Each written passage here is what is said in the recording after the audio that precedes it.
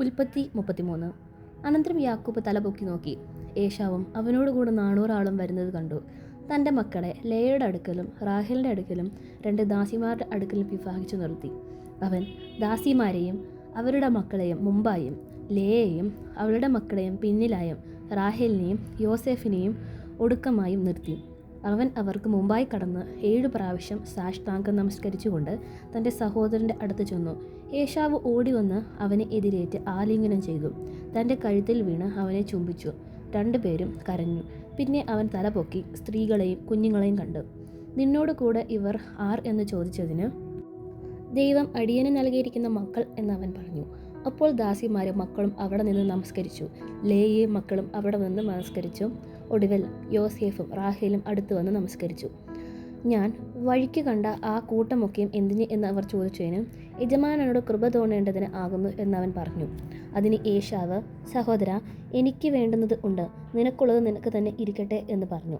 അതിന് യാക്കോബ്, അങ്ങനെയല്ല, എന്നോട് കൃപയുണ്ടെങ്കിൽ എൻ്റെ സമ്മാനം എൻ്റെ കയ്യിൽ നിന്ന് വാങ്ങണമേ.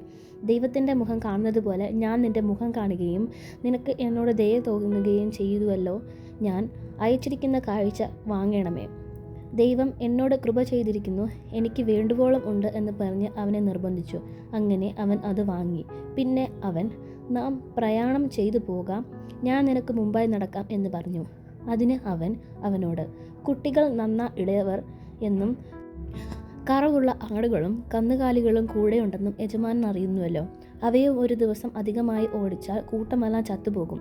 യജമാനൻ അടിയന് മുമ്പായി പോയാലും എൻ്റെ കൂടെയുള്ള കന്നുകാലികളും കുഞ്ഞുങ്ങളും പ്രാപ്തിക്ക് ഒത്തവണ്ണം ഞാൻ സാവധാനത്തിൽ അവയെ നടത്തിക്കൊണ്ട് സേയരിൽ യജമാൻ്റെ അടുക്കൽ വന്നുകൊള്ളാം എന്ന് പറഞ്ഞു. എൻ്റെ ആളുകൾ ചിലരെ ഞാൻ നിൻ്റെ അടുക്കൽ നിർത്തട്ടെ എന്ന് ഏശാവ് പറഞ്ഞതിന്, എന്തിന്, യജമാൻ്റെ കൃപയുണ്ടായാൽ മതി എന്ന് അവൻ പറഞ്ഞു.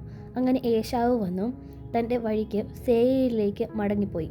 യാക്കോബോ സുക്കോത്തിന് യാത്ര പുറപ്പെട്ടു. തനിക്ക് ഒരു വീട് പണിതു. കന്നുകാലിക്കൂട്ടത്തിന് തൊഴുത്തുകളും കെട്ടി. അതുകൊണ്ട് ആ സ്ഥലത്തിന് സുക്കോത്ത് എന്ന് പേർ പറയുന്നു. യാക്കോബ് പദ്ദൻഅരാമിൽ വന്ന ശേഷം കാനാൻ ദേശത്തിലെ ശേഖേം പട്ടണത്തിൽ സമാധാനത്തോടെ എത്തി പട്ടണത്തിനരികെ പാളയമടിച്ചു.